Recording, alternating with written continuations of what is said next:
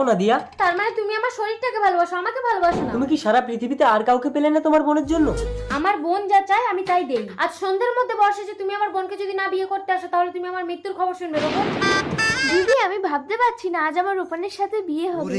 আমি আমার সর্বস্ব দিয়ে তোকে খুশি করতে চাই বোন। কিন্তু নিজের হাসি বন্ধ করে কাউকে খুশি করার দরকার নেই। তার মানে তুমি আমাকে ভালোবাসো না রূপন?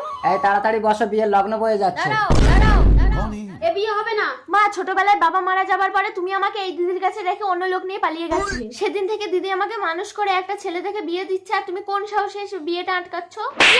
আমি যতদিন এই বাড়িতে ছিলাম ততদিন ওর উপর অত্যাচার করেছি, কিন্তু তুই তোকে জীবন্ত লাশ বানিয়ে দিচ্ছিস জিয়া। মানে তোকে খুশি করার জন্য দীপা নিজের ভালোবাসাকে তোর হাতে তুলে দিচ্ছে। না না, পাত্র পাত্রীর অমতে বিবাহ নিষিদ্ধ। দাঁড়ান, বিয়ে হবে। দিদি, মালাটা ধর। নাও জামাই বাবু, নিজের জিনিস নিজে বুঝে নাও। এ তো রাজ্যটক, যদি হৃদয়ং মামা। ও পুরুত মশাক মন্ত্র পড়া শুরু